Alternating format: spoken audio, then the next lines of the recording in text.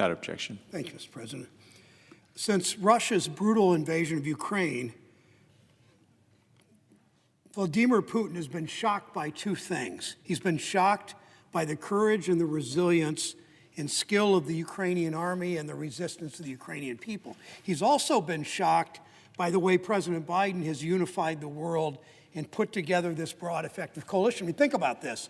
Countries like Germany and Sweden and Finland, even Switzerland, never been involved in these kinds of international operations. They're all on board, all working with us on weapons and on humanitarian assistance and on sanctions.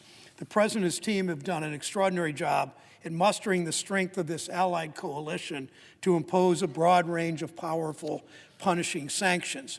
We've cut off huge portions of their banking, finance, and business sectors from the Western financial world. We've shut down access to their monetary reserves, what Putin has considered his war chest. We've sanctioned their central banks, their large commercial banks, their sovereign wealth funds. We've cut off their ability to finance their debt. We've blocked key sanctioned banks from the SWIFT financial messaging system. We're shutting down their borrowing privileges as international institutions like the World Bank and the International Monetary Fund. We've gone after Putin personally and the oligarchs who prop up his regime. We've gone after their intelligence entities and defense firms and others supporting them and supporting the war effort. We've sanctioned disinformation agents, freezing their assets, cutting off their ability to propagandize Putin's lies. Together with our allies, we've begun to go after their lucrative energy sector. We shut down Nord Stream 2 gas pipeline. We imposed a broad ban on Russian oil and gas and coal coming to the United States. We've cut off all new American investments into their oil and gas sector, and our big oil and gas firms have withdrawn in droves.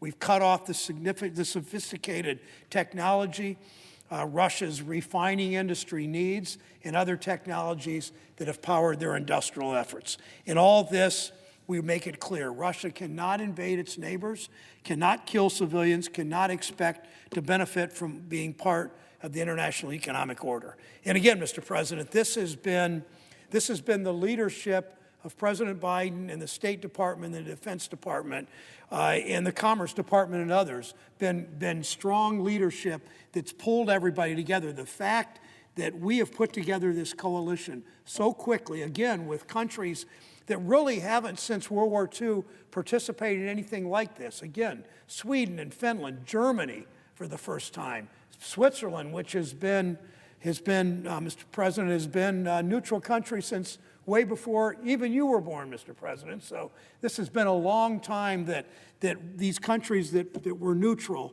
are coming to the fore and making a difference for us.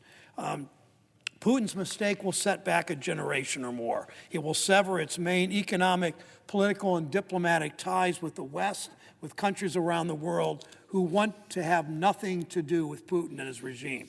In Brussels tomorrow, the president's set to announce a major new wave of powerful sanctions, including against hundreds of members of the Russian parliament, the Duma, and other elites who have enthusiastically supported this brutal war. He will intensify American efforts along with our allies to impose further sanctions on any defense or intelligence or other Russian firms who have in any way supported this invasion, either directly or indirectly. Our goal is to reach everybody that's been part of Putin's machine, of Putin's war crimes. Every day, large teams at Treasury and the Department of Justice work with our allies to find and freeze and seize the assets of the oligarchs and other Russians who have supported Putin's war machine, their yachts, their mansions, their overseas bank accounts.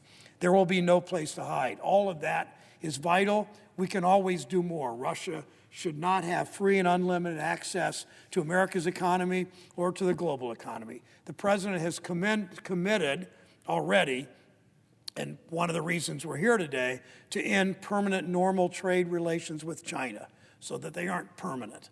We need to do our part to give the president the immediate legal authority he needs to work with our allies on this, to shut off access to favorable tariff treatment for Russia's goods here and around the world. We should not delay this another day.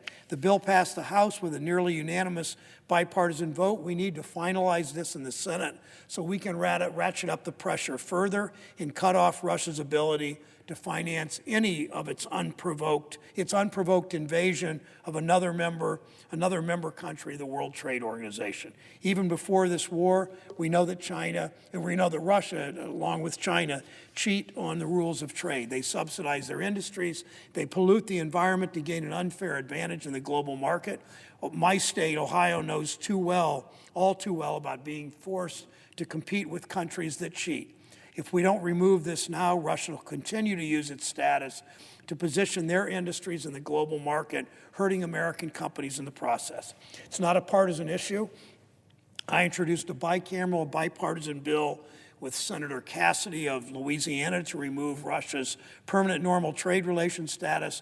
We did that almost a month ago. There's bipartisan support to do this quickly. I've worked with my colleague Senator Crapo from Idaho on many Russian sanction efforts over the years. I know we share the same goals. I'm hopeful there's a path forward in getting this done today.